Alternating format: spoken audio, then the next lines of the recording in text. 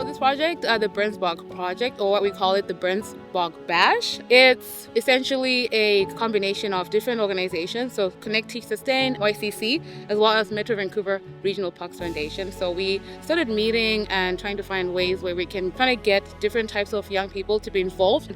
We thought it would be nice for YCC to contribute not only young people on the ground from our cohorts, but also providing financial support to get young people hired on this and pay them a living wage. And we think that having young people on the ground is going to be very beneficial. And I can't wait to see what happens with it. I reached out to YCC to create a partnership with CTS because I think they both have similar drives and similar priorities and goals, yet they had never worked together. We have this amazing group of BIPOC and New Canadians that are connecting people to the outdoors. And then we have this amazing organization, YCC, that's getting people to be paid a living wage to do great stewardship work, mostly focused on climate. And so to bring the two together is amazing. They call this the lungs of the Lower Mainland, and it's something we've all heard about, but to actually be here and smell it and have your lungs filled with the air of Burns Bog is so powerful. Burns Bog is a very special place, and it has not been touched in about 20 years. I think we're the first people able to come in here from at the outside and do some restoration work. There was a fire in 2016 which truly damaged the ecosystem here, and then what happens is the pine cones, there's these pine cones that will release, and they will release in fire. So they hold in and then the seeds will release. So post fire it became a pine habitat, which is disrupting the ecosystem here that was already living. A bog thrives off of lack of nutrients and it needs lots of water. Trees have lots of nutrients and they take a lot of water. So therefore they do not work together. And so we're here to restore the ecosystem. This is an awesome project and I feel really blessed to be here. When I think about this kind of work and why it matters so much to young people, I think because it can address the eco-anxiety that they're experiencing living on the planet in this moment in time. It can address the concerns about will they find meaningful work that enables them to live a good life?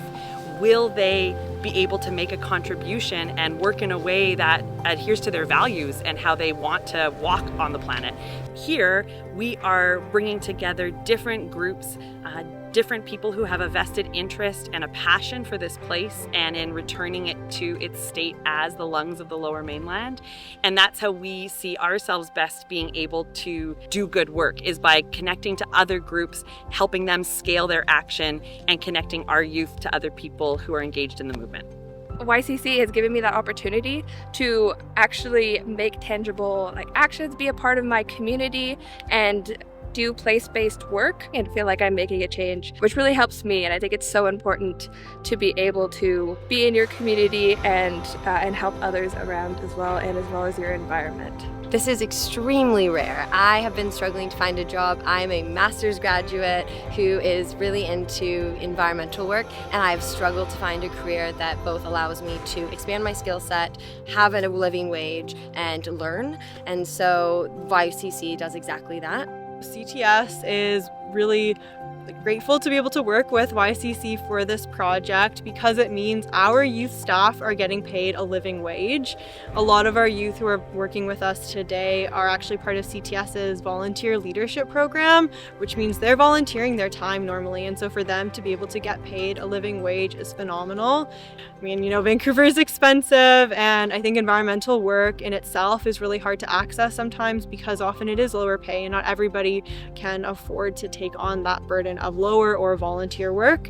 And so having a living wage allows them to weigh environmental work as an equal opportunity to other work and prioritize this work.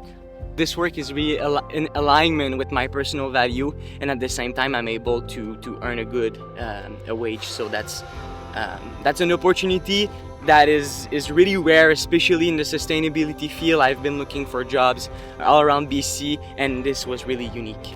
Hearing from the elder that this place used to be almost like triple or 4 times this big, it just brings me in mind that we need to protect this as much as we can because it's like the last gem left.